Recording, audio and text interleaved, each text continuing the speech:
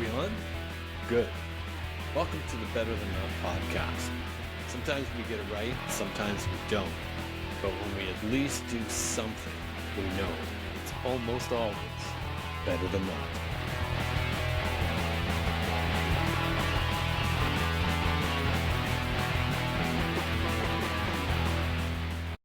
Okay. Hi there, and welcome to Better Than Not, the podcast that aims to capture shifting perspectives and thought-provoking ideas in conversation, while keeping in mind is anything what it seems. It's based loosely on my series Changing Frame of Reference, which you can read on the Substack app, and I hope you will, as it might give you some insight into what this podcast is all about. I also hope you'll subscribe to my YouTube channel, Better Than Not, so I can continue to bring you great guests like we have today. I'm your host, Doug Gardam, and today it's a pleasure to welcome Kiri Jane Erb to the podcast. Kiri, how are you? Really good. Thank you for having me. I'm so excited. Well, you're not the only one that's excited about this podcast. It's kind of an interesting thing. To start with, we sometimes miss this part. To properly introduce Kiri, Kiri has her master's in systematic and philosophical theology. And as I said, those two words will probably extend us well into this conversation today. She's also the director of theology at Soul's Edge, which we're going to be talking about too. And she's an adjunct speaker for Apologetics Canada, which we've had a few guests on already on the podcast and a few other episodes. So with that, Kiri, there we go. We're all started. That's wonderful. Yeah. I didn't add, but you're also a mom. Yes. Yes. I've got 3 kids between the age of 9 and 13. So they're getting up there. Oh my goodness. And you're a high school teacher. I almost forgot that part. Yeah, that's my day job. Between all the other things. Yeah, that's a privilege. So this is kind of almost a unique, shall we say, episode because I saw Kiri on social media, Instagram. She was in a conversation with Dr. John Lennox, who I'll say certainly quoted a few times, both in my Substack series as well as on this podcast. So I'm going to start right there, Kiri, Yeah. We'll go into your world a lot, but what brought you to having a conversation with Dr. John Lennox? For those not knowing, John Lennox is a mathematician. He has a bigger name than that, actually, in Oxford, but he has a profound way of explaining things, and I'll say a very understandable format as a mathematician. With that, Kiri, what brought you to talking to John Lennox? Yes, well, I've definitely followed him for years and years. I became really, I'd say, I gave my life to Jesus when I was an adult, and already, John Lennox had this big footprint, but in a way that, people have seen him on conversations, debates with other people. And not only is he just incredibly eloquent and wise, he would always debate with such a generosity, right? And a graciousness. He kind of oozed Jesus. So from the beginning of, my genuine Christian walk, I was aware of John. And then a funny thing happened, actually. I'm teaching Intro to Apologetics for high schoolers a couple of years ago. Which is a privilege, this kind of 12, 13-year-old age where they're starting to ask all these questions. It's fantastic. Wow. And so, of course, I'm going to pull on incredible voices like Mr. Lennox. And then I find out that my friend, Andy Steiger, he had just been with John down in the States and happened to mention, it's John's 80th birthday coming up. Yes. And I'm like, okay, we have to do something for this. It'd be so much fun to encourage him and just say how much he's valued. So I reached out, basically got some contact deets, being like, Andy, can I do this? And he's like, yeah, okay, let's encourage him. Right. So I took all my grade 7s and we remade some of his videos, not the debates, but some really fun ones where he talked about the Christian worldview and how relevant faith is to science and vice versa. And just saying a whole happy birthday thing and set that off for his 80th birthday. Oh, wow. And it was so sweet. We just got it there in time, and obviously in the UK they're a little bit ahead of us, about 8 hours or so from here on Vancouver Island. And the same day, him and his wife got back, and we're like, we're in tears. We love that these guys got this, and it was Oh wow. just so encouraging. And my students were like, "What?" He replied, Oh and wow. it was just so sweet. That Which that's yeah, very cool. yeah. Well, like the impact, as I said, like the footprint that he's had, whether it's the God's Not Dead movies or whether it's just in that public space of being brave enough to speak eloquently about faith and to have faced off against these Oh quite intimidating at times atheists, right? yes. Oh yeah. Yeah. Really, that was in the UK in the 90s. Like that was a big thing. Like Richard Dawkins was like, Oh yeah. the Huge. man, right? If you Yes. don't Yes. fall in line with him, then what are you doing? Right. And so yeah, it was an honor to be able to do that. And then funny enough, I ended up connecting with OCA, the Oxford Center for Christian Apologetics. I did their year course a couple of years ago now, and it was such a privilege to do that. And actually, at the same time, Mr. Lennox came on as president. He's now president of OCA. Which Oh. then led Oh, me okay. to being in the same space and place in the UK, because Oh. I don't believe he's coming over to North America anymore. Yeah, and so originally, we sat down and then he puts two together. He's like, "Oh, you're Mrs. Up from Canada," and Oh I'm wow. like, "Guilty." And so we chatted for a while. And so the reason there's a video of us is actually a video sending back a video from Mr. Lennox to my students. So that's That's what that cool. one is. That's No. why it doesn't have all the audio, because it's kind of a bit of a private conversation to them where he's like encouraging some of my students, and it's very sweet. And was incredibly thankful for him to remember to Oh care and want yeah. to go the extra mile. Oh, I think so. I think so. Yeah, It was because what I thought was really kind of interesting of it is, as I've learned, you're originally from the UK. that's right. Yeah, yeah. So were you already aware of him in a pretty big way? Because you just said the Mm, 90s, and yeah, that's yeah. like almost like 30 years ago, Right. Well, yeah. I was born in '87, so the '90s is more like growing up time, right? right? So really, I grew up in what some people would call, the era of the four horsemen of the apocalypse in England, right? So you Okay, have okay, like yes. Kitchen, like Richard Yep. Dawkins, everybody's talking about them. My mom, I vividly remember reading his book, having his book like on the coffee table. We're just dancing DNA. This is all that the world's about. It's very reduced, and that's it, right? Wow. Um, So you've been so through it all. in ways. Yeah. So I didn't grow up in a Christian household. So actually, a Okay, lot of our okay. students for Soul Edge, and a good chunk of them for the Christian school in which I teach, grow up in a Christian home, whereas I didn't.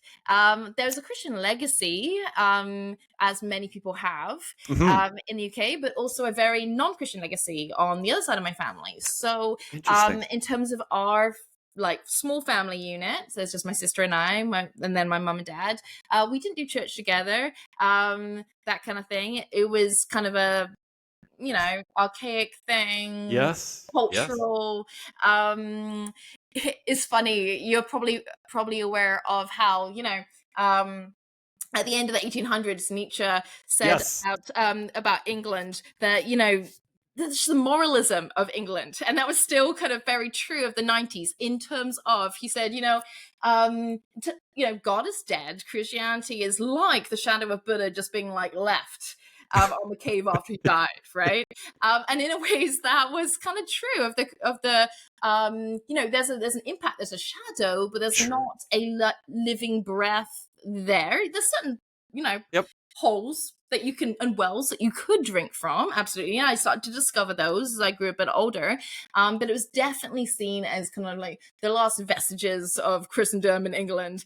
And if you're anyone who's anyone, you're going to believe that bus that goes by and says, there's probably not God, so you might as well just enjoy life, right? Well, That was the perspective, that was the worldview. it's also a nice justification for our activities, right? Right, yeah, Right? yeah, Like that I can justify why I'm doing these things that I yeah. probably shouldn't be doing. So it's kind of, or not probably, I shouldn't be doing. So it's very interesting to hear that. I was actually raised in a Christian home in Okay. the Anglican Church, which is Right. the Church of England, right? Right. Yeah. Which right now doesn't even have its leader in place, actually, which is kind Right. of a weird thing. It is. Yeah. But I left for a long time, but Mm. I never had, and I'll say this, the Mm. courage not to believe in God. Mm. I call it Right. courage because I don't know Yeah. how do you think you got here? Like, Right. Yeah. it's just, and my background is science oriented. So of Okay. course I always go back to those things, and it's like you're hearing from things like AI is going to become sentient, and you're kind of going, yeah, but we still haven't created a hydrogen atom yet. We can't Right. actually Yeah. create water without extracting it for something, and we don't survive very long without water. Like, these are kind of So big true. questions, Carrie, so it's, like, interesting to see Mhm. that. So when you see that and you've lived Mhm. through this, you must be hearing, well, I'll speak of Justin Brierley's book, The Mm. Rebirth of Belief, Such a good book. which is apparently, like, it going spectacularly well in England, but also this huge return to Mm. Mhm. I guess it would be Catholicism, if not Christianity, Right. by is it the Gen Z group of Yeah, it's kind of those 18 to 25-year-olds, especially like the young men, right? That's like up fourfold. so Um, yeah, what do you think is the part of what's the catalyst for this kind of right. rebirth? Because Um, when we go to I'll say when we go to church here, mhm. almost every week we hear we're losing more to from Right. the faith, right? And then Yes. when I see Justin's book, I'm going, okay, no, this is intriguing. Why is Mm. this is the opposite? It's true. It's true. And as you know, for a long time the UK has been in that decline. So that's why this pickup and this shift has been so surprising for Yes. people. And I think there is an interesting difference between what's happening culturally here in Canada to the UK. Oh, It's good. fascinating because I've lived in most, Yes. I would say most places, but like I've lived throughout Canada and obviously England as well. So I was in England until basically adulthood. And then for my second year of university, I lived in Quebec in Montreal because I went to Oh, University of McGill for a while. oh, you did. Okay. Yeah, so that was that's quite a non-Christian environment, and yet that's how I got connected to Power to Change as part of my journey. I also lived in like after marrying my husband, etc. He's Canadian, which is how I came to Canada. You met in Montreal. I actually met him in England. He Oh, was there, and yeah, there's a whole story. of course. But his family were based in Saskatchewan, Oh, so we okay. actually lived there for 10 years after being married, and that's a very different cultural experience. I'll bet. Specifically when you're talking about faith, that kind of thing. Part of the Bible Belt of Mm. Canada, and like now I'm on the other side, right? I'm east side. I'm on Vancouver Island, so you can't really get much further throughout Canada. And yet throughout Yes. the whole thing, right, there's these various contours to do with faith, and yet the big major moves seem to be about 20 years almost behind what happens in England, which is Really? fascinating because, and maybe it's speeding up because of social media, but at least that used to be, a lot of what was happening. And I think in that respect, we can learn a lot from what's happening in the UK. And with them being ahead, I Mm. think what they've realized is they've tasted a lot more of the emptiness of the secular hope, right? Of the Okay. secular, like, eat, drink, be merry, like, might as Yes. well just enjoy life because there's no God. I think they've realized they've touched the bottom of that. It's like the boat has scraped the bottom, right? And Interesting. it's starting to rebound and be like, oh, is there something here? And I think there is a specifically when we're talking about the rebirth of the belief in God, and as you mentioned, Justin Brierley, that he's talking about this re-enchantment of the world. There's this hunger, especially among the youth, for something more. They Mm. realized that this secular reductionist kind of materialist worldview is so wafer thin, and so they're trying to stretch it out and be like, what is there in the world? And some people through that are discovering the Christian faith. And I think some of the Wow. some music and some of the cultural stuff that people are coming out with really helpful. We have a lot of friends and alumni in the UK, so people like Rich and Lydia Decas. They're coming up with like great music. They're also at the forefront of this movement towards communal living, Hmm. right? Actually appreciating each other in a way that's not so atomistic. That that in a secular culture really has been the thing, Interesting. right? Do you think some of that has come from the pandemic, in that Mm, realization that to yeah, be alone is not good for us at I all. think so. I think that's definitely a bit of a wake up call, right? It's And yeah. it's interesting because you mentioned Andy Steiger, and we were recently at his apologetics conference, and right at Mm, the beginning of Genesis, he at the beginning of his keynote, yeah, he talked. I think it's Genesis 2:16 where it says, "Man is not to be alone," right. and then Yeah. there's a semicolon. And it's after the semicolon that we all know. So I will make you a helper. I'm Right. paraphrasing a bit here, Kiri, Amazing. Yeah, yeah. but I was kind of stunned to say Mm, it. And I said, like, why is that first part of that sentence not in giant 10-foot letters everywhere? Because it's telling us right from the very beginning. right. So it's Yeah, it's interesting like that you connectivity, 100%. and you just kind of hit it right into as you're explaining what's kind of going on, because the other voice I've heard is that social media and the internet have not delivered. Mm, yeah. Well, I think there's a sort of simulation that you can get sucked up into, but Mm. then you have those, you have those sudden awakened kind of moments, that people maybe like hiding a kick or like, these sudden moments of awareness where you're like, hang on, that's not real life, right? Like I'm actually here, I'm embodied. What do I have here now? Right. And when Yeah. you come to that realization that it's like, oh, like I need to embody, like actually take for granted the people that are, not take for granted the people around me and actually, interweave lives. And I think once you started to taste that movements can be created around that. People see that from the outside and they're like, I want to do that too, right? I want to be involved. And from there, movements can begin. And I think that's what's happening in some of these core centers in the UK. People are Okay. starting to catch the vision, Mm. which is really beautiful and really is a testament to how well people have curated some of those spaces. I know there's a lot of negativity often towards church, but then you can also see just such beautiful people who've sown their lives into creating those safe spaces, and some of the fruit I think is coming from that.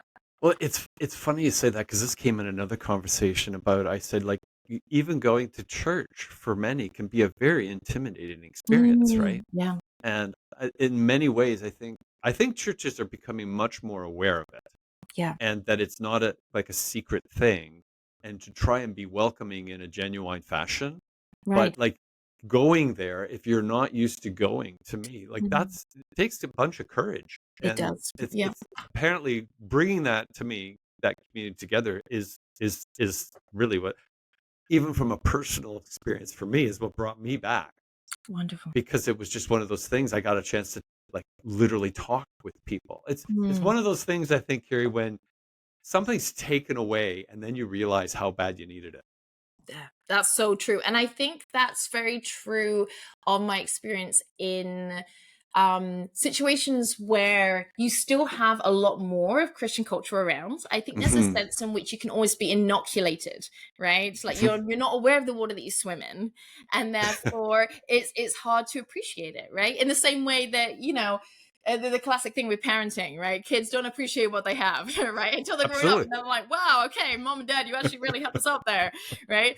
Um, yeah. And so I think that sort of sense of inoculation sometimes can help us not necessarily see and value both, the how the Christian worldview has shaped our society and our culture in really positive ways, right? Well, As well as ourselves personally.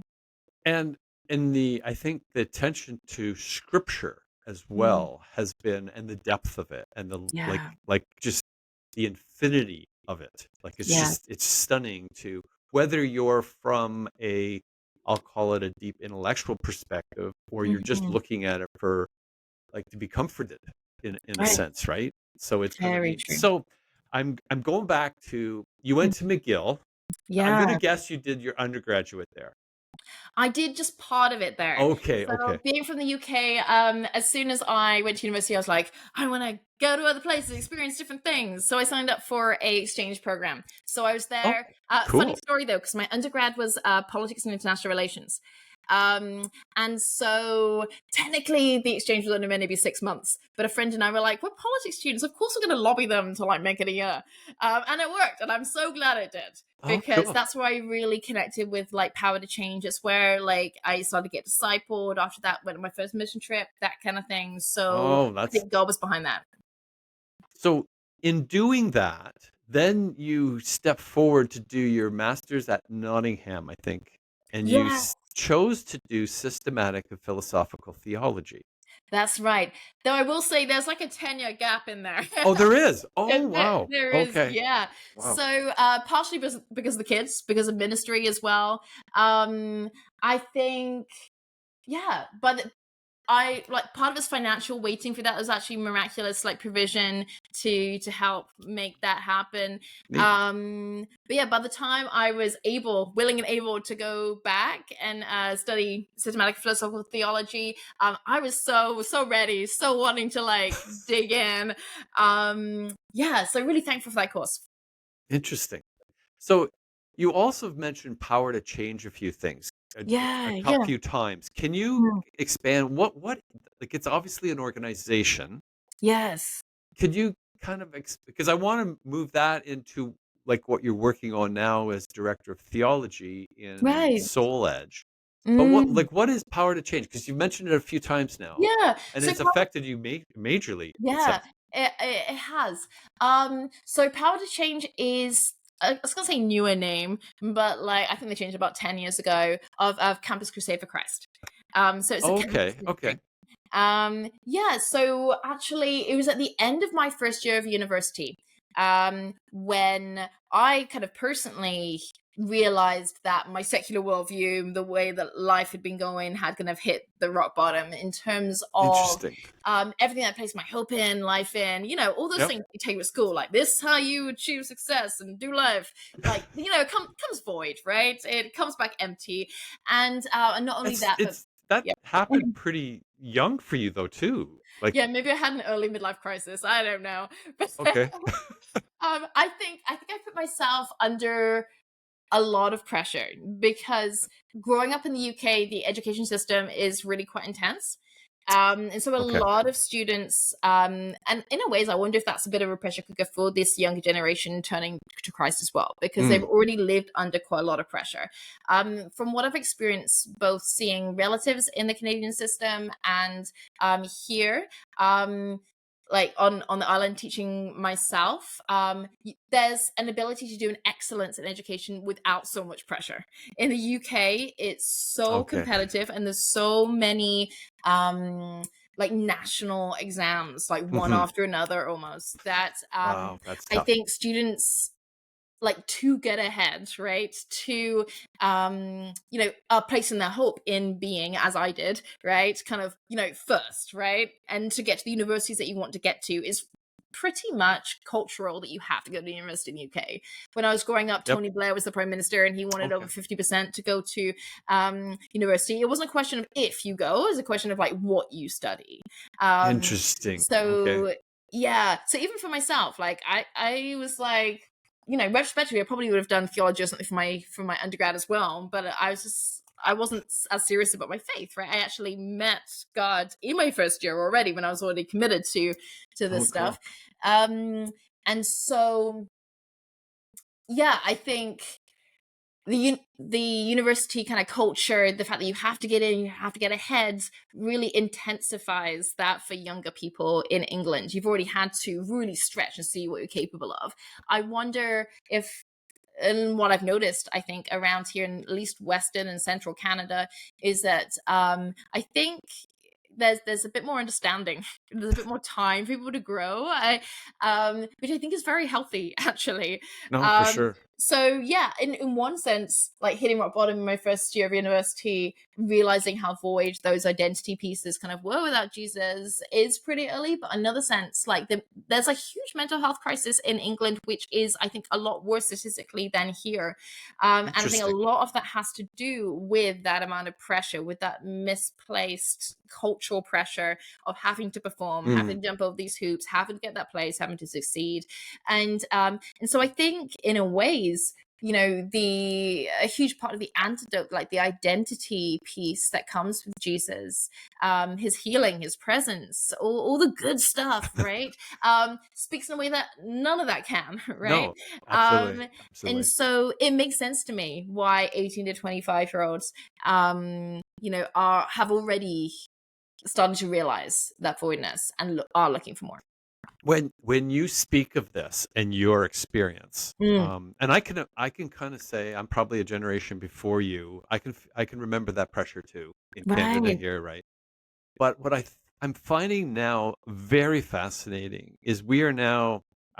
People many say we're deep into it, but Mm, I don't think society is yet adjusted to it, and that's the artificial intelligence part. right. Yeah. Because of all that we went to school for, and for me, curriculum was everything. That was what it was. Right. Social? Are you Yeah. talking? Are you kidding? Like that's and anyone that was like that, I was kind of like judging on too, right? Right. And it's like it's almost switched gears as if this is landing on us to say you're not. We're going to have that information available to you Right. instantly, and you're walking around with the device that's going to give it to you all the time. It's true. And Well, and it's yeah, go for And it. I'm wondering whether they're like the younger generation has already aware of this. Like Mhm. the competition, I mean, where everybody's concerned, well, people are gonna cheat and all that. Well, of course they are. We've always cheated if we can cheat. Like that's not a new thing It's for human nature, humanity. 100%. Yeah. But I said, if you can like I find it, especially for writing and research, and I'm sure you found this as well, Mhm. the ability to get information is so it's exponentially quicker than it's been. Like, even in the Very true. last 5 years, it's changed so much. Yes. And I think and to me, like, yes, there's gonna be that cheating part of it, but what you're gonna gain, to me, is almost bringing us back to help us deal with what you just said, this mental health Mhm. crisis, in that we Right. don't know how to communicate with each other. Is very true. I think there's something interesting, right? When we have this glut of information available to us, it really then comes down to how we use it, right? Can it Mhm. actually be um ushered and filtered through our lives in a way that helps us navigate, right? Helps us order our Mhm. lives. Mhm. Or is it overwhelming, confusing? We just grab the first thing or anything that kind of Yes. comes up.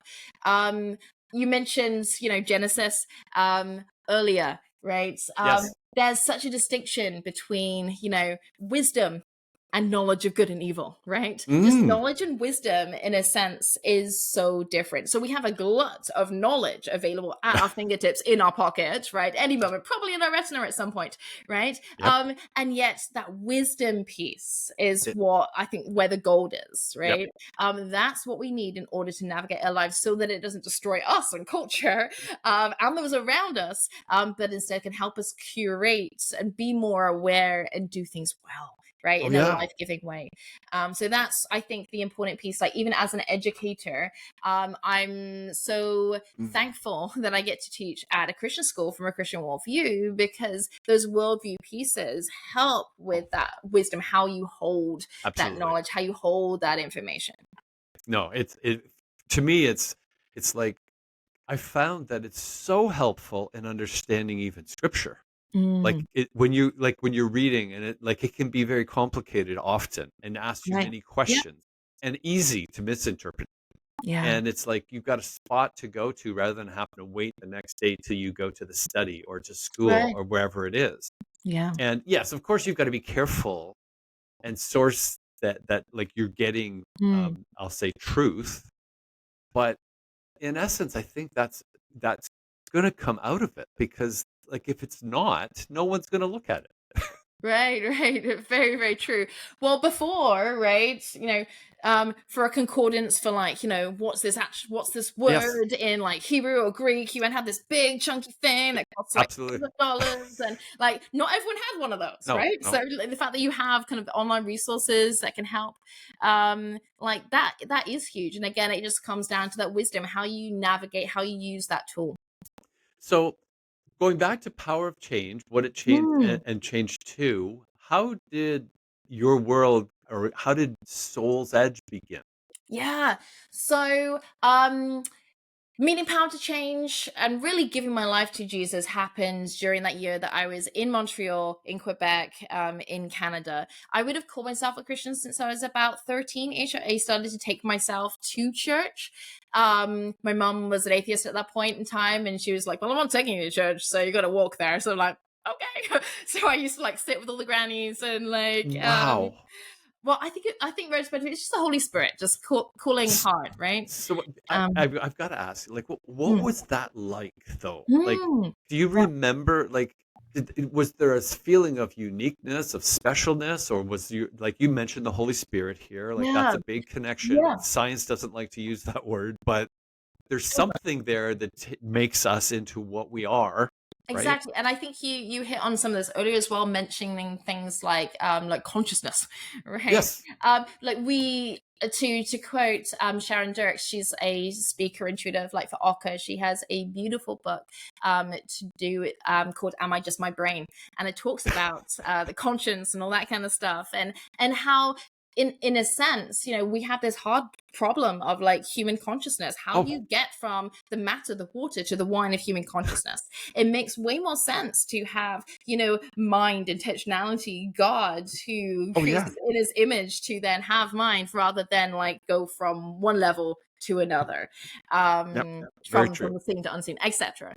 um Anyways, yeah, sorry, where was I going with that? So no, so I Yeah. was, you were talking about how you would go, like, so um, you weren't bringing with your family, you weren't going to that's church. true. Oh You're yes. doing this by yourself at Mhm. 13, 14 years old. You're sitting with Yeah, the grannies. Like, yeah, yeah. what made you even comfortable with that, in the sense that, like, I, Yeah, not trying to steal your answers, but I'm like, yeah. that's quite an experience, Kiri. Like that. Yeah, I mean, in my sense, it wasn't just weird; it was just kind of what I did. I think, I think the piece of legacy that I mentioned before, like the only really experience of going to church I'd had was going with my aunt and my grandma whenever we'd visit my grandma, so like once a year. So I think that that was you know, I think that positive exposure that was like, Mm, okay, you're not going to die. It's not like, right. But, you know, different church, different people, that kind of thing.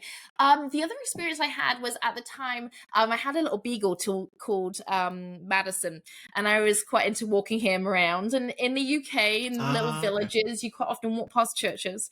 I just remember always having this kind of feeling and sense like, oh, you should go in. And I had no idea really what that sort of sense was.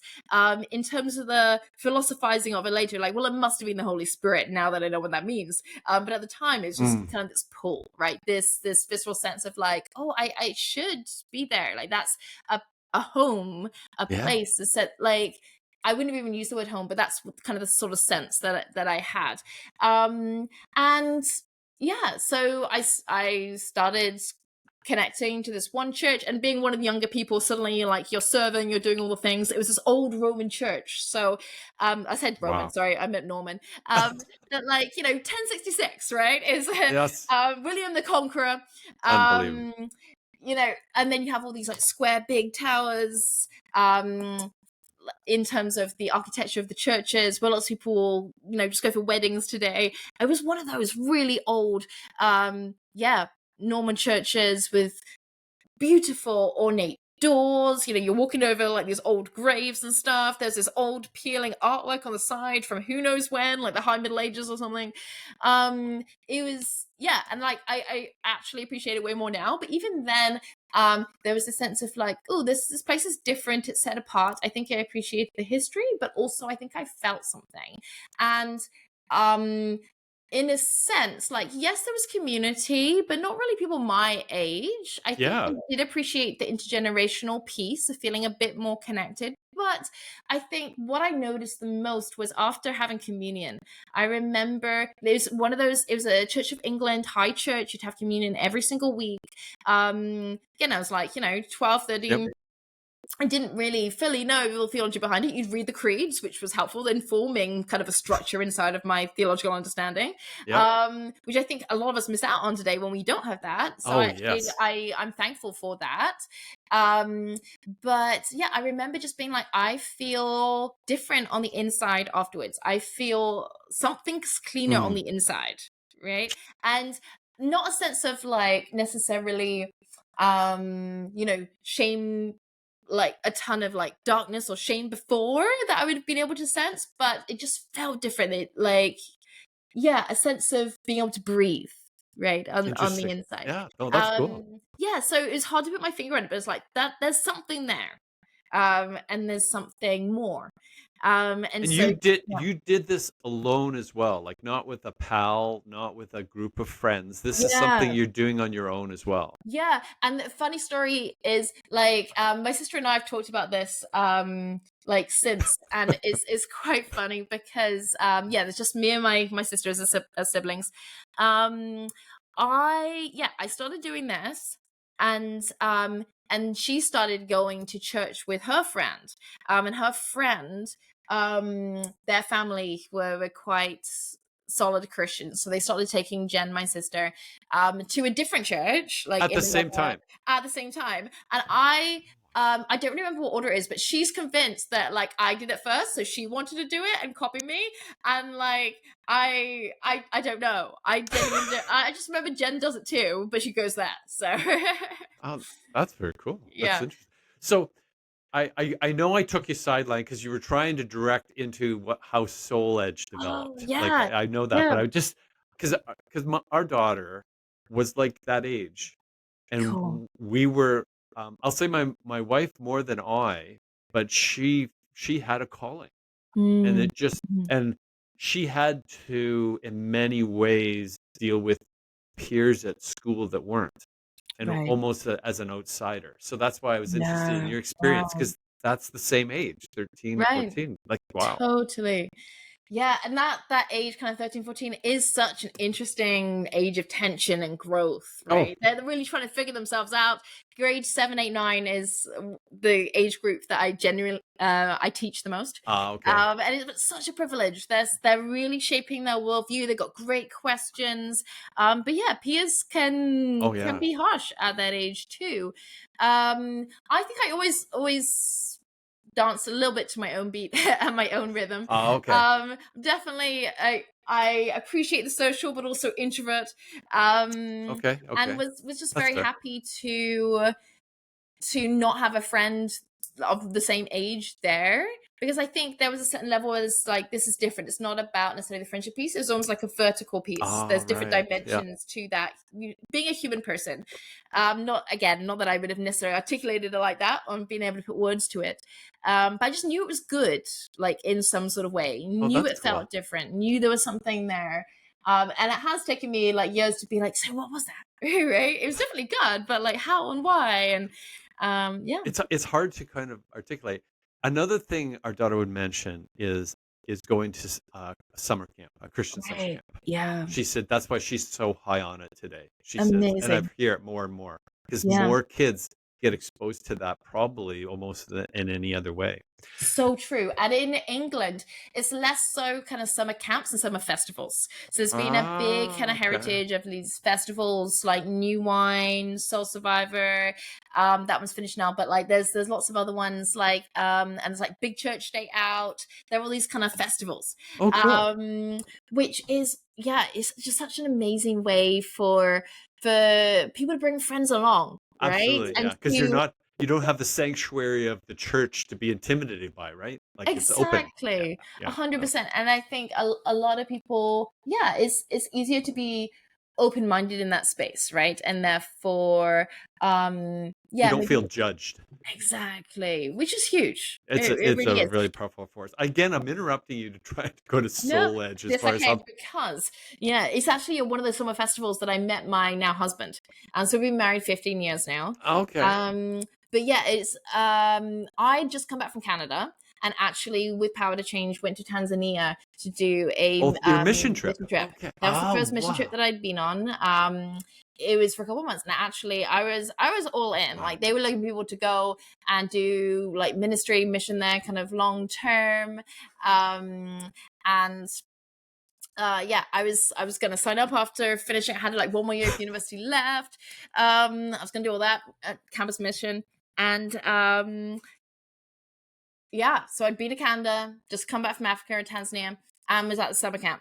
I'll say camp festival, and I signed up for 2 weeks. I was stewarding the first week. I was like Oh, volunteering, and the second week, I was on the prayer ministry team, and it was during that time that I met my husband and now husband and his twin brother, and they were Canadians, just came back from Africa for the very first year of Soul Edge. So oh, wow. so they founded it, and actually a Okay. friend and I ended up walking in on Boulder Gang, which was the kind of kids club, and it was basically like the two, like the twins, so my husband and his brother, identical twin brother, and the first year of Soul Edge, and a couple of other random people, right, doing the kids club and that kind of Oh, that's thing. cool. And yeah, that's how I first met them and found out about Soul Edge. Didn't think much more of it, and then 15 years later, obviously, and 2.5 years of long distance dating, Oh, wow. and then that's history, really. But yeah, Soul Edge was birthed out of Soul Survivor. My husband and his twin brother founded it, and they were Okay. young. They were like 19, turning Wow. 20. They but basically they had done a church internship, and were like house, like they were all kind of the same age, but they ended up being like the house kind of older brothers in a way, right, in Okay. terms of the Okay. spiritual leadership piece and doing that kind of together. And um was there was this sense like, oh, what if we continue to do this? Like, we've been talking about this, like, communal living, connectivity, seeking Jesus together, like actually taking some of the Jesus stuff seriously. Mhm. And yeah, so that's what they did. They talked to some people from Soul Survivor about it, and they were like, you guys are young, but if we can get kind of the team around you, let's try to do this. Actually, they shared the vision thinking they were going to be like put on ice for 20 years, but they didn't. Encouraged them to, That's like, with cool. the support of the church and various other people, kind of start Soul Edge. And originally it was just a kind of outdoors seeking Jesus discipleship thing for guys. Then a couple of years later they changed it to be co-ed, and that's where I came in. Instead of going to Interesting. Tanzania, I ended up helping lead the part one of Soul Edge actually in Africa first, and then in Canada. Whereas the boys, because we were Oh. separate for the first little bit, were in Canada and Africa, and we switched places because of the different bases, which, yeah, was a whole thing. So is it Yeah. headquartered in Canada and in Africa? We used to do our mission piece in Africa. Oh, okay. Um, Okay. so predominantly in Kenya, in Kitale in Kenya. Oh, wow. Okay. And sometimes, we do shorter ministry trips to Uganda. And my husband actually took one group to Rwanda with a quick kind of aid trip to Goma, in the DRC. I didn't go on that one. I mostly stayed in Uganda Wow. and Kenya. But actually, during the financial crisis in 2008, 2009, which Mhm. hit the UK really badly, we were like, you know what? Like, we can still minister, but in our own language, in a way that's going to stretch and grow these young leaders for resilient church leadership, but by doing that in a different way. So we always used to do some First Nations ministry in kind of the Saskatchewan Manitoba border, Okay. in Canada. And so and everyone really, really enjoyed that, loved the culture, loved the people. And so, like, what if we actually make this our main kind of mission focus? And so we did that. And actually my husband and I took the main role for Soul Edge, and his identical twin brother and his wife ended up planting a church in that community.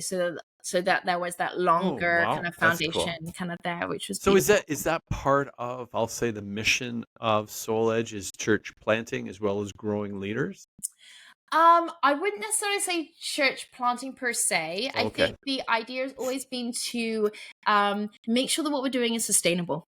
right? And Okay. and Yes. well done, well, to the best of our ability. Obviously everyone's humans, but the idea is that we're partnered with a local church, and that the ministry and mission that we do is also partnered with local churches, because that's really the hope. And it's not so much us as missionaries going to a place being like, we're here, right? Like that's not the Yes. hope. The hope is the beautiful, wonderful people that we meet being able to connect to Jesus, right? And if we can be a small part of connecting those dots, then that's beautiful, Oh, cool. and really wonderful. But yeah, there's an intentionality there. So now that we moved our Canada base, because we, for like about the first 15 years, more than that, 16 years, we were doing that in Saskatchewan.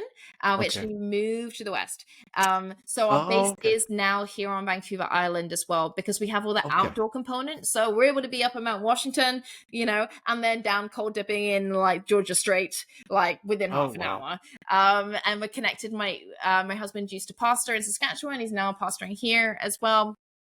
And so we have all those pieces, the church piece, the community piece, the accountability piece, the adventure piece.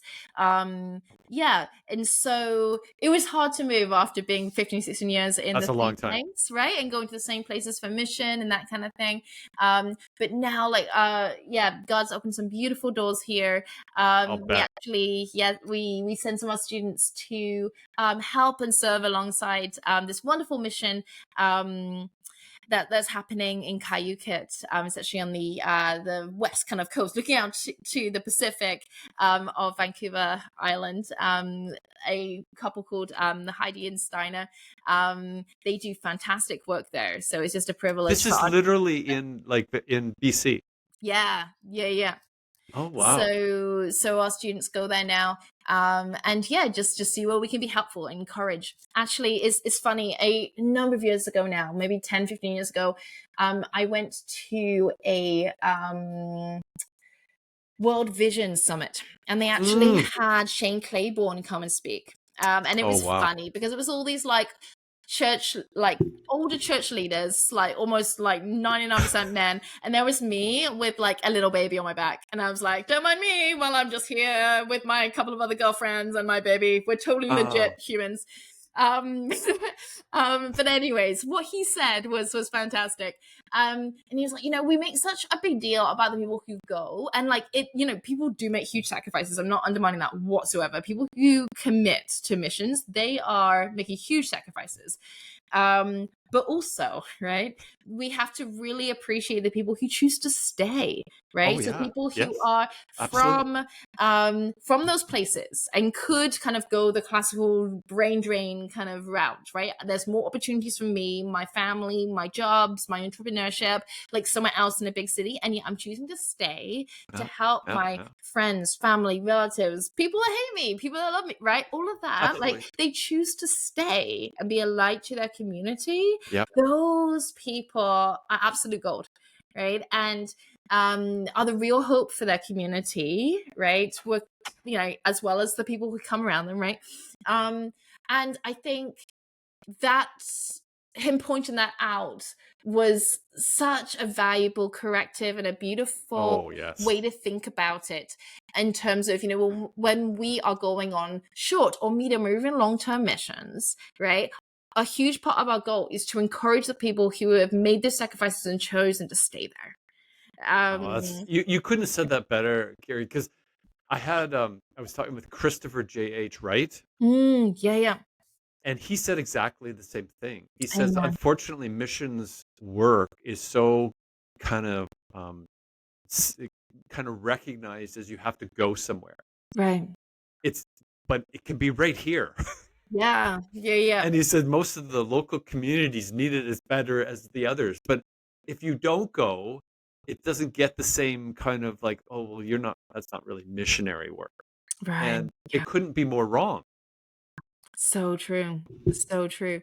And I think, yeah, we just need to get better at recognizing each other, right? In that respect, right? Whether it's somewhere we're going and recognizing the gifts and talents out there, or even in our local community, those people who choose to stay. For example, on staff, I have a beautiful staff team that I get to come alongside. Because we moved from Saskatchewan here, we've only been Oh, living yeah. here for like 3 years. And yet, there's, for example, one staff member who I love dearly, Joy Tansky. She she is incredible. She's like, she's seen these generations like of young men and women come up through the school. She's so smart, she's so dedicated, and so faithful, right, to That's this cool. school. She could be doing anything else, Yes, right? yes, yeah. And yet she's choosing to keep plowing this soil for the fruit that Yep, like it absolutely. causes. And so yeah, to work alongside men and women and to hopefully like help them feel recognized, I hope, right? I think that should be part of our ministry in Absolutely. a No, sense, that's right? as you talk, there's a couple of names that are coming to my mind actually that are looking. So it's kind of like, wow, how is this working? Yeah, yeah. So I was going to say, I'm going to shift this a little bit Mm, because, and I'm glad I did because I think we would talk only about it. But I'm very interested in what you took and how you took this the systematic and yeah, philosophical yeah. theology Mhm, apart because when finding your faith, finding Christianity, mhm, not being raised in that way, um how did you go so deep into mm, because part of what I'm like I love about it is it's like I'm reading scripture and I'm going, mhm. how do I not know this? Right. It's Yeah. it's kind of like for most of my life, I kind of grew up with the idea that you try to follow in our brains. We kind of think we do, but the Ten Commandments Right. to Yeah. get into heaven or to Mm, have God mm, love us. I know I'm mhm. greatly simplifying it, but in general, I think there's a gigantic feeling that's what it's about because of our Right. secular world of Yeah. everything's transactional. If I do Right. this, you'll do Yeah. this for me. If Very I do true. this, you right? Mhm. And then I come across like, and this is the recent as a few years, right? This is why I'm so thinking it's neat when you're 13, where Paul says in Galatians, and he says this in Romans and everybody, but it's like you're justified through faith and not through works of the Yeah. law. So true. And how, and I'm using that as an example because I'm thinking that when you go through philosophical theology Mm. and you did it with your professor was I'm going to mistake his name Mil who So was yeah, so John Milbank had actually Milbank, yes. retired by the time he founded the program. Unfortunately, he had Ah, retired as I right before we started. His but it was wife was still on ah, um the faculty kind of at that time. but you worked Yeah, with his work, like you learned exactly. from his learning. So that's kind Yeah, of what like that's why I'm using that phrase is like yeah. were there what prompted you there Mhm, and like mhm. things that you would pull from that that you said were just like I'll call them profound. Like are there Right. things like Yeah. Yeah, I think yeah, there's so many layers to that.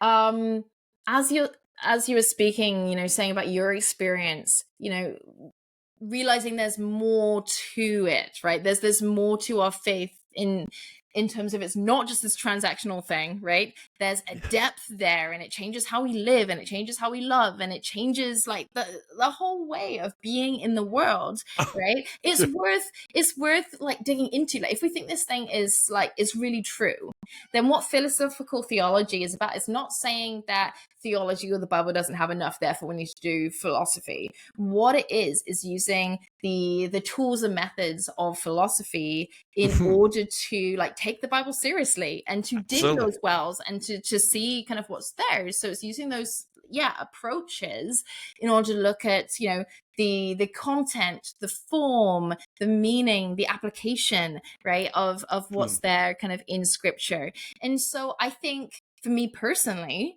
um when I started taking scripture seriously, when I was like starting to do ministry, being like, okay, if this God thing is real, then it's real for you and me in all our highs and all our lows, like throughout the whole depth and range of human experience. Hmm. Therefore, like, you know, yeah, what does the Bible say about this? Like, how is the Bible applicable to this? And it's not changing or manipulating scripture, but instead saying, scripture, what do you have to say? Right? Because there's Yes. so much depth here. Yes. And so, like, even when you read scripture, right, there are words that are brought in terms, right? And like language is just a whole thing Oh philosophically, anyways, my right? So, goodness. like, Yes. you know, Yes. that's a whole thing. But even to take a step back further from that, you know, we're using words like logos, right? Words, Yes. right? Yes. And Yeah. so, you know, that beautiful bit in like John 1, right? It's so theologically rich, and Oh. yet it's using like this theology is trying to grasp hold of some deep truth and help reveal something to us so that we too can grasp a hold of Jesus in a new, deeper, fresh, real way, because in him we do like move, breathe, and have our being, right? Hmm. And so yeah, my experience with systematic and philosophical theology, the systematic piece is, you know, how does it all go together, really?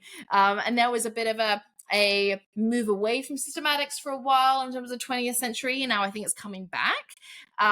Because Yes. so, for example, William Lane Craig just came out with his like second volume of his systematic philosophical theology, which is Okay. a big thing.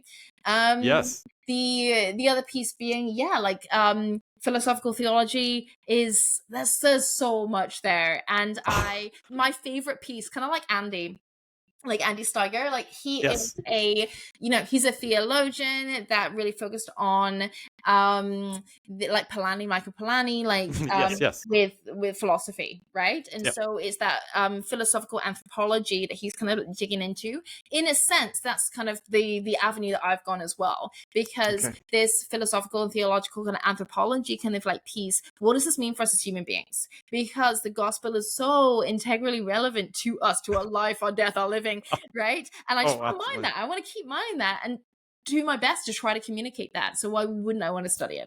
No, no, for sure. It's one of those things like being like where I'm at today is if you believe in science, you believe in God, whether you believe it or not. Yeah. Like So true. every rabbit hole, like we talked about earlier, and this is Mhm. why I'm interested in the philosophical theology Yes. because here we've got as a human being, we're made of everything that comes out of the earth. Yeah. Like there's no science argument about that, Mm. like Right. against that. Like that's the way Yep. we are.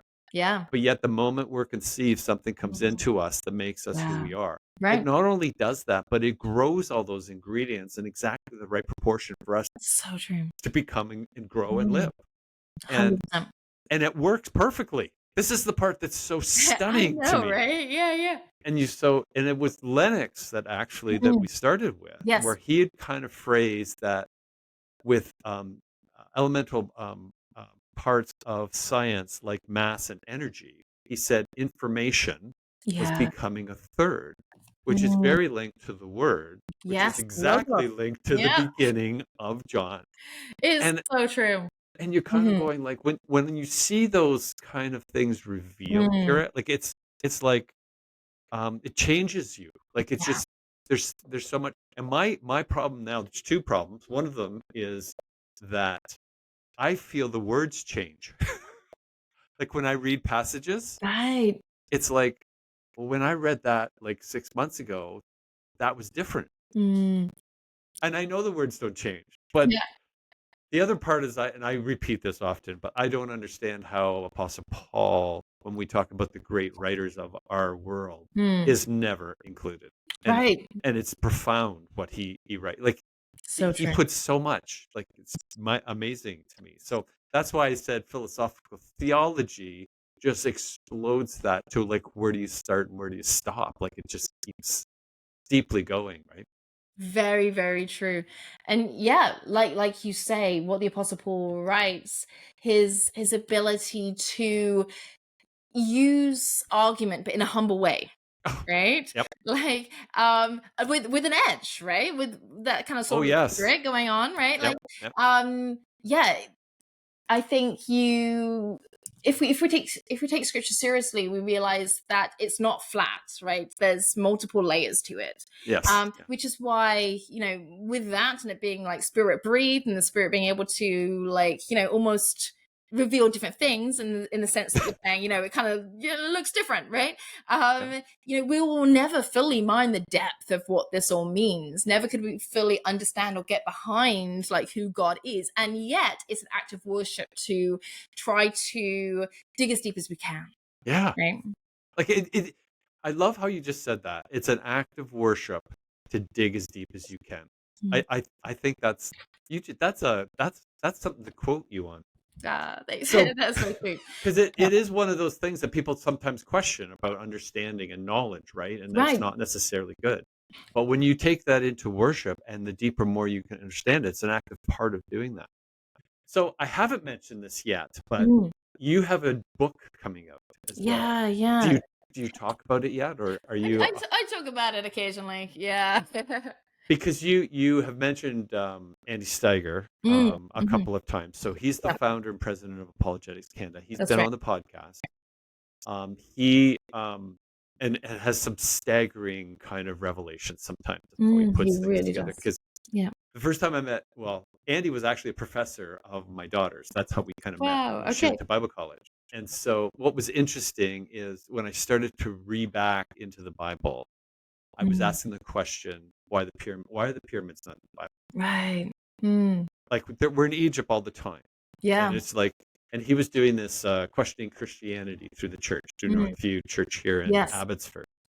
And I wasn't really questioning it at that point because Mm, there's some people that are really questioning it, right? right. Which requires a different attention than someone's just asking questions about the Bible.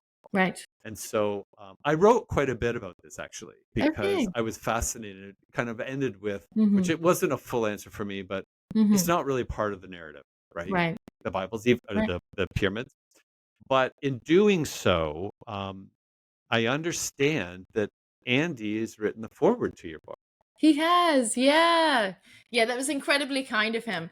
And yeah, what he's really picking up on in the forward is the idea that I'm weaving narrative and philosophical theology kind of together.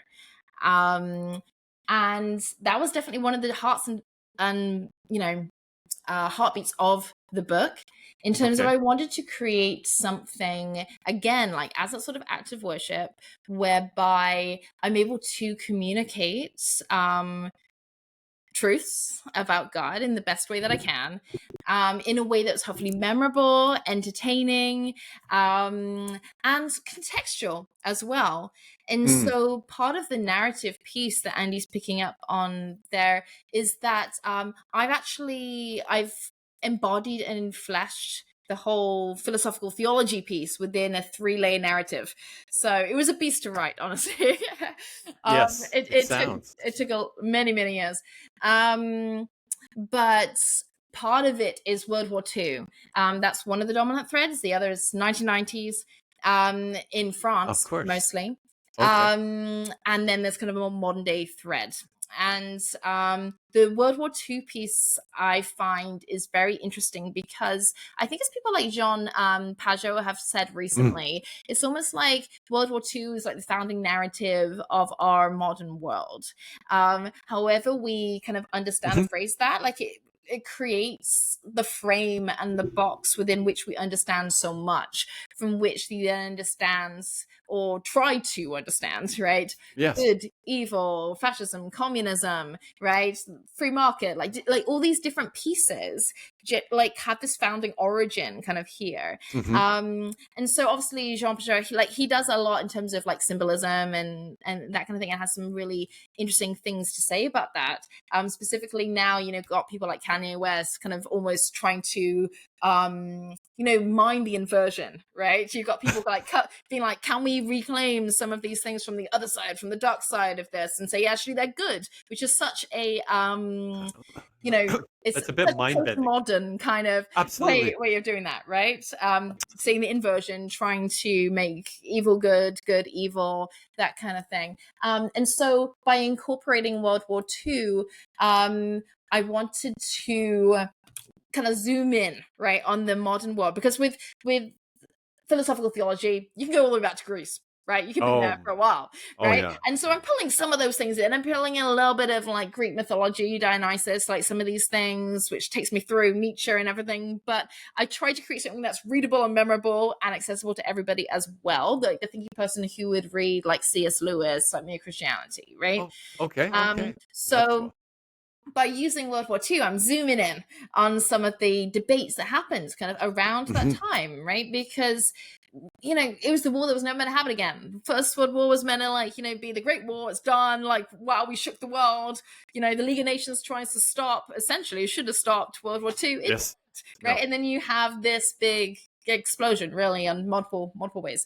And so as a result of that, what happens philosophically and theologically is so interesting, right? You Oh yeah. have this, to quote Albert Camus, right? You have this blood-stained face of human history Mhm. now. And Mhm. Mhm. ironically, it's after we've said God was dead, right? It's like, okay, God is dead, great, right? We killed him, Yes. says Nietzsche, right? um Yep. and like, look where it's got us. um Yes. and Look where it's yet, got us. exactly. And so the fascinating elements that you have kicking up as a result of that, right, is you have all these movements, say at the forefront of the philosophical movement after World War II, especially in France, you have the existential kind of like movement coming up, right? Mhm. It's like, Mhm. okay, well, there just isn't good and evil anymore. There isn't, like, you don't have an essence, and then you have existence, you have an existence, and you've got to just basically kind of create your essence, right? Who Yeah. you are. You're responsible for it because you Mm. created it, but this is you in your Yes. life now, right? There's no you should have done this, you should have fought or stayed instead of staying home with your mom. Both, according to Sartre, are like good options. You just have to be okay with the fallout of all of that. And so what you have is this really disorientated world, right? This ravaged continent in a ways, right? And that's trying to figure out like Mhm. where, like, how to do life now, right? After Mhm. everything's been an upheaval. Yes. Obviously there can be a romanticism to World War II, but there's also like the genuine reality of it was utterly awful Oh. for like most people. And so yeah, by engaging some of these discussions, like, does existentialism, which really we've still got some of that waft kind of coming through in Mhm. our philosophical thinking today. I just create my life, it's just mine that I can do. I'm just going to be a responsible person, I'm just going to do my thing and see kind of what happens. I can create my own life, right? I can curate it in the way in Instagram however I want. Like, there's that thread, but then there's also, how does the Christian kind of worldview meet that? How does it respond to Mhm. that? So Mhm. what I didn't want to do was just throw out, here's what Christianity thinks about stuff. Instead, I wanted to take seriously, like, agnostic and atheistic Mm. voices that are around that time, in order to then speak, even not just through my voice, but from other people of the time. For example, Gabriel Marcel was a really interesting thinker of the time. He became a Christian in his late 50s or something. Like, he was already having an established career as a playwright, as many of those kind of philosophers at Mhm. the time were. Yeah. And he realizes, there's a real poverty to some of these Mhm. answers, to some of these approaches to life now. Yes, there's a kind of stoic austerity, right, that kind of comes from it, like, we've just got to do this and Yes. choose and create. But like, for myself, for example, there's such a poverty in that, for Jean-Paul Sartre's vision of life, there's no ability to receive anything good from anyone. You take, right, Yes. but there's Yes. no exit from other people's judgment or opinions. He literally Mhm. has a play called like No Exit, right? And yeah, these are real things. People's judgments or opinions are real things, but the human person with Sartre, like, doesn't have the ability to positively receive anything. And yet Gabriel Marcel is saying, at the core of who we are as people, right, Yep. that ability to give and receive is almost like the lifeblood of like who we are. It's like our pumping heart of like community, and it's how God has like made us, which then takes us full circle really to our community talk earlier. But yeah, by bringing in some of these debates within historical fiction and philosophy. I was able to bring in some of the theological ideas, how the Christian worldview is better, stronger, but also makes sense of the crazy hot stuff that makes us human. Kiri, that sounds incredibly fascinating. Thanks. I mean, it was fun. It was fun to write up to a point. No, because I think are you revealing the title? Yes, It's it's yeah. Love and I can War? reveal the title. Yeah, Love, War, and the Mess in Between. So it's the idea of, Interesting. we still have a now and not yet, but Jesus is like core to restoring, recapitulating, like recalibrating our human identity, and a nourished way of living within the world. So No, that sounds very actually it sounds beautiful in many ways, but it sounds like you're going to get very deep into a few areas with regards yeah. to what it's about. That's true. And so what's actually been fun was interspersing the narrative so that there's a bit more depth and a bit more space to think and breathe and have the characters fleshed out and then kind of dive deep again. So that was part of the intentionality behind that as well. Did you know from a very, I'll say, young age that you were going to write a book? Like, Ooh. did you like? Was this something that had been on your mind for a very long time, or this is something that I need to be able to expand this to Mm. help me in what I do and explaining things to people? Yeah, I think it's not something I thought about as a kid or growing up.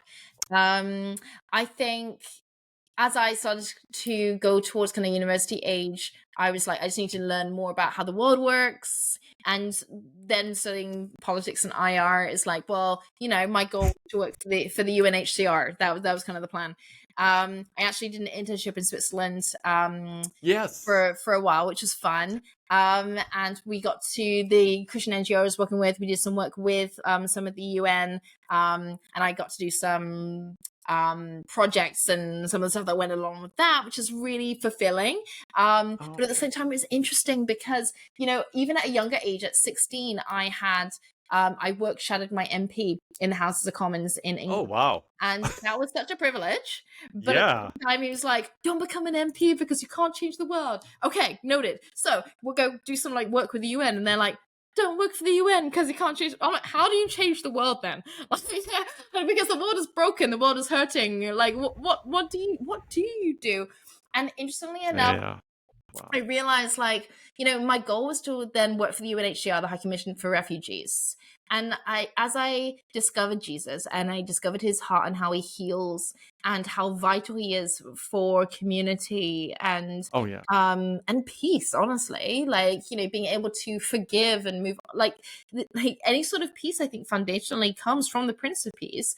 Then I was realizing, really the church, I know it's not how people would necessarily like to phrase it today, or especially from a secular perspective, but the church really is the High Commission for Refugees. It's the thing that calls us each home, right? It creates a home for all of our wandering hearts and all our desperation in a ways. And Very so true. yeah, so life hasn't, I didn't end up staying in Switzerland. Kind of part of me is like, an alternative life I would have, that would have been fun. But Yes. and then I lived for 10 years in Saskatchewan, which is very different than Geneva.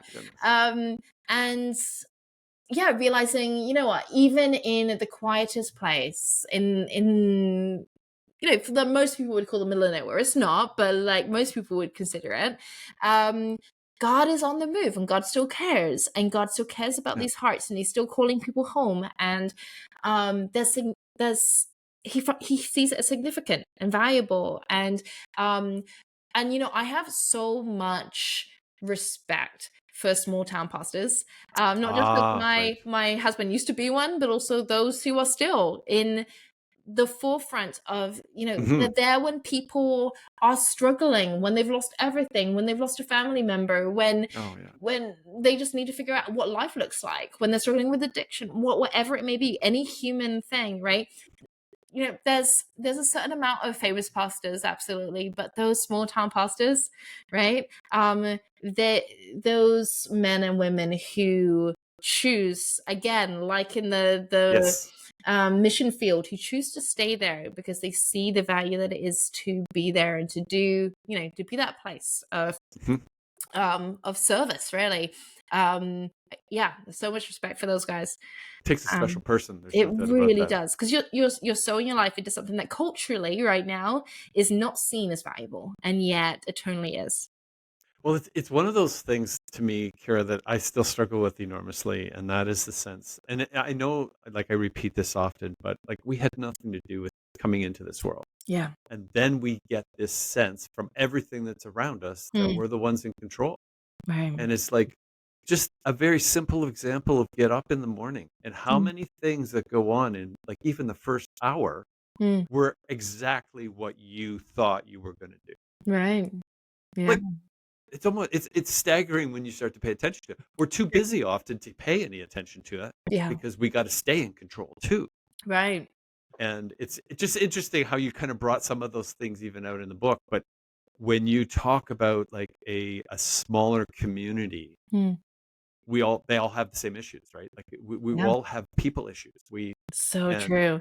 our we're almost conditioned around, well, you're there because it's your fault, Right. Yeah. right? Like this is a big shift for me. This hence part of the reason why I called it a changing frame of Mm, reference, because you can't stay in that world and be able to see out of it. It's like true. I think of Copernicus in the science world, right? Right. It's amazing that he could figure out by remaining on the earth that Mm, the earth orbited the sun and not the very other way true. around. Yeah. Staggering. Like it's just Yeah. how does that, and when you start to look at it, like it's kind of hard to do much if you don't like embed like you said, you lived in Geneva, you lived in Saskatchewan and Montreal, you were born in the UK and now you're on the west coast of Canada Mm, on hmm. beautiful Vancouver Island. And you didn't just go for a holiday. Yeah, it's true. It's true. Like, you live there, right? Those You are each do. Yeah. different Yeah. experience. And yes, Yep. we say we're Canadians, but Saskatchewan compared to Toronto, compared to Vancouver, compared to Nova Scotia, Mm, yes, we have the same money, right. but the Yeah. It's different cultures culture. Yeah. are Mhm. amazingly quite different. And yet we don't know how that fits. And that's to me comes back to what you just said. And Mm, that is one thing common there is the fact that God created us all. yeah. And it all works together. Like it's amazing how it all fits. We had nothing to do with gravity, as an It's example. so true. And interestingly enough, I dig down in the book a little bit about this whole idea of existential anxiety, right? The idea of the fall also being really relevant to the depths of our hearts in terms of not just this moral dimension, but in terms of the fall being like almost a fall away from being. So John Mhm, Milbank, some others kind of talk about this kind of idea. And as a result of that, it's almost like we're unmoored somewhat, right? That from God. Like mhm, there's this sense of, the hole in the heart, but to use different terminology, this existential anxiety really that's exposed there for because of sure. that kind of ungrounding or estrangement, however you want to articulate that. And ironically enough, then you can actually rebound off people like who are not just Christians, but we can bring people like Jean-Paul Sartre into conversation here, because they'll say, you know what, like there's a nothingness here. That's why his famous books like Being in Nothingness, right? Mhm, There's this mhm. nothingness, this is void inside of us, and so we are just the project of the recovery of our own being. And doesn't that Oh, wow. like explain so much of like how we try to move through the world? It's like literally like I am a project where I'm going to curate myself and market myself in this kind of like specific way. That's where on so many of our neuroses like come from. It's Oh, like I've got to establish myself, like puff myself out in this like specific way. The only problem though is that he doesn't have the how you get out of that, right? right. He No, absolutely. articulates it so well. And I think so many, like, same with Nietzsche, right? Like, he understands, he's able to articulate and diagnose some stuff, like, so well. And yet, it's that answer piece, right? That we're divergent upon. Well, in many ways, you're describing postmodernism, right? Like Yeah. that's one of the things that I kind of felt with I'll even say I think we saw Jordan Peterson here a Mm, few months ago, right? mhm. And brilliant mind. Yes. But it's he's part of the postmodern movement, and to me, postmodern is one of those things where we make the complicated more complicated. Right. Yeah. Like it does give us, and I love this, by the way. I Mm, love the threads. I love the rabbit mm. holes. Yeah, yeah. But to bring a Bible story out Mm, and not connect it with God, right. you're not going to Right. complete it. And this is where, to me, it kind of like I think of you mentioned C.S. Lewis already. Mm, I'll even put a Tim Keller in there. The sure. ability, John Lennox fits in this perfectly as well, by the way. To bring in and close it so that you get a closure Mm, that you can understand. It's not complete, but at right. least allows you, I've got this point that I think I've got, and now I can kind of Exactly. move on rather Mm, than continually stay in disarray. Yeah, I've got 14 different things I learned, but they don't come together. And you just mentioned the word neuroses that we have today because so true. we do kind of like that. I'll call it even that love that kind of embodies us when it comes together, right? Right. Yeah. And I think you explained that so well. Because the classic definition there, right, of postmodernism is that incredulity towards meta narratives. This idea that you can't have a big story anymore, right? It's like, well, whose story is true? Any story can be, right? There's Absolutely. this kind of unraveling, but then you're left with all these threads, and you're like, well, then how do I live, right?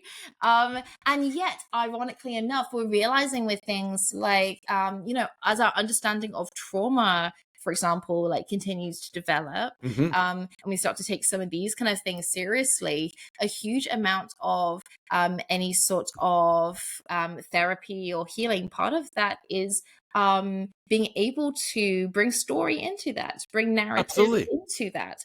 And so, on one level at least, then according to that, sometimes secular or whatever mindset there we want to approach that from, right? There's a reappreciation of the value of story and narrative, at least as some sort of kind of thread. So then maybe we should take seriously again, these threads that are woven together, right? Absolutely. The, No, that's yeah. well said. No, to me, those are one of the things. This is why when you mention about bringing story into your book, Mm, it's like a story has a beginning, a middle, and an end. Like that's right. it's not complicated in that sense. But the postmodern thought is we don't want an end. Right. And it's Yeah. like we as the human mind, we get an end, but then we have another start. But Right. if we never have an end, like it becomes very much a blurred line. And in essence, this is to me like kind of getting into it. We we accept the linearity of life and of Mm, stories. That's what makes them yeah. understandable.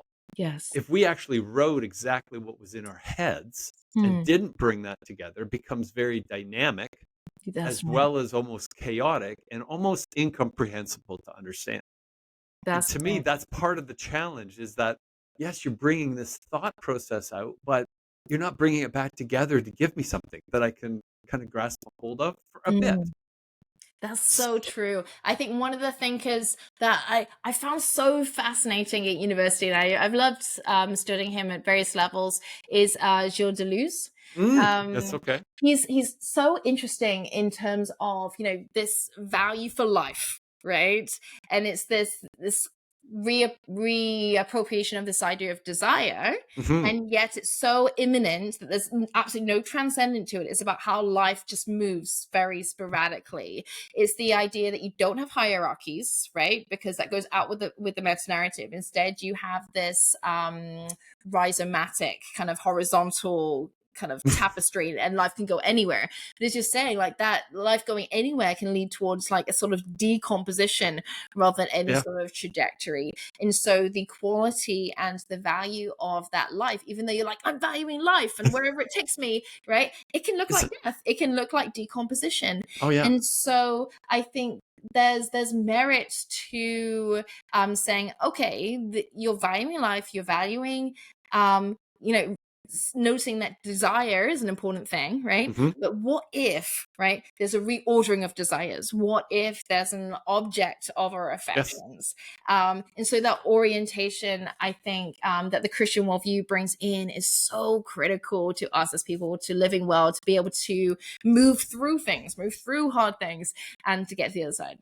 So what you've just described is kind of what I will sometimes get myself in trouble for this, but in the idea of being counseled and Mm. understood, I Mhm. don't know how you can think you can get it completed without the Christian foundation of Right. God, Yeah, yeah. because you're it's almost surface almost, right?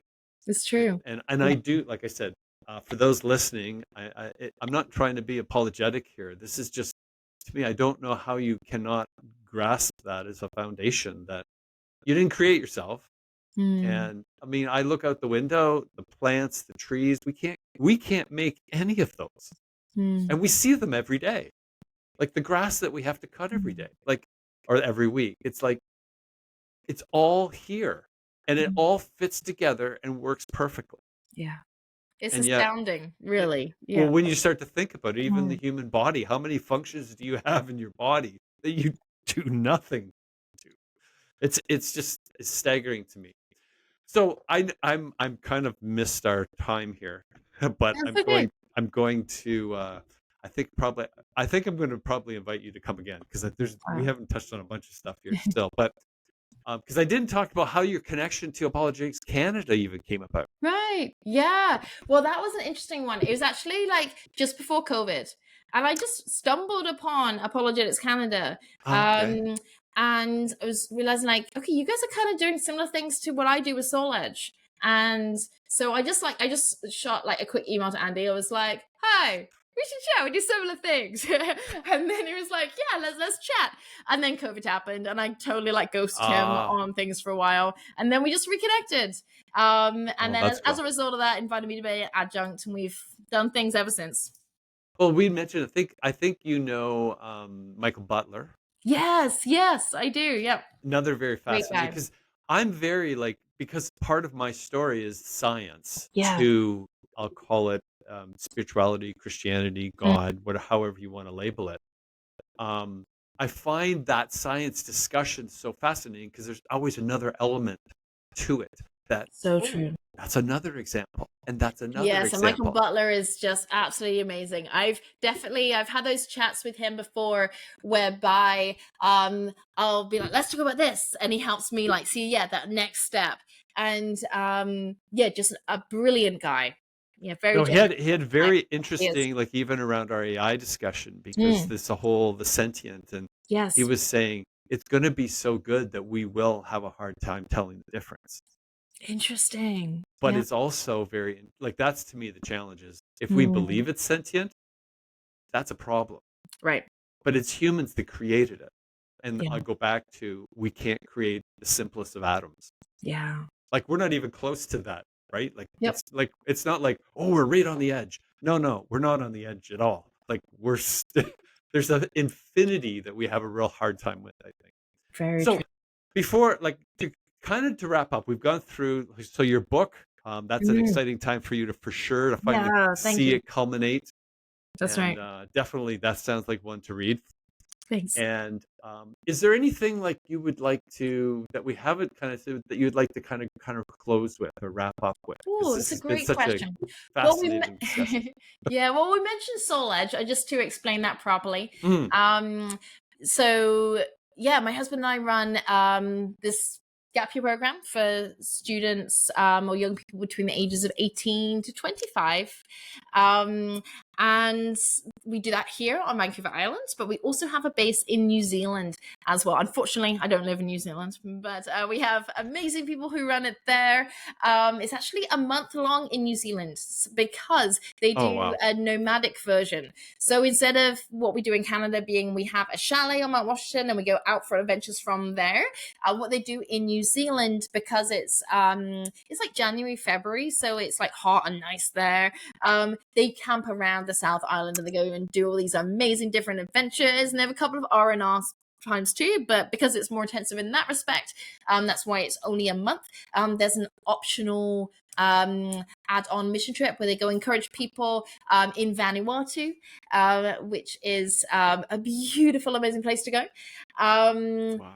And yeah, basically, I think I've mostly articulated this, but we are a adventure-based discipleship course where we train people for resilient church leadership. So that means, having discipleship and really going deep, really engaging Jesus, reading through scriptures, doing apologetics, right? Having some basic foundational theology on apologetics that for a lot of people actually whet their appetites, then they go deeper, Oh, yeah. which has been so fun to see as well. And next year's our 20th year of doing that in Canada. So it's gone Amazing. quickly. Celebrate. That's amazing. Thanks. Well, Kiri, I can't thank you enough for coming on. You will definitely get another invitation because this has been kind of, even the progress, like where things are kind of going and what's connecting. After your book comes out, what's the reception like, and how are you? Are you happy? And is there another one underway, kind of thing? But with that, I was going to say, I thank you today for joining us. There's a lot of stuff that we're going to try and add into the blurb for the podcast, but obviously with Kiri Jane Erb. She's the director of theology at Soul Edge. She's a teacher. And as you've heard already, she's got a new book coming out called Love, War, and All the In-Between. And the Mess in Between. And the Mess in Between. Yeah, that's it. And that's in the fall. Yes, I don't have the exact release date yet, but it should be early fall. Yeah. Well, that's exciting. So with that, I hope you enjoyed this episode as much as I did, because I'm, like I said, we're going to invite Kira back again. And I thank you for joining. May you join and connect with Better Than Not, and be sure to hit subscribe so that we can bring you more of these types of episodes. Bye for now, Kira. Great to meet you. Lovely to chat. Thank Bye-bye. you so much. Bye.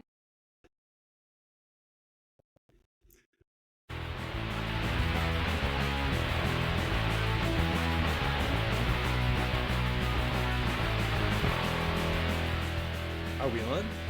Good. Welcome to the Better Than Not podcast. Sometimes we get it right, sometimes we don't. But when we at least do something, we know it's almost always better than not.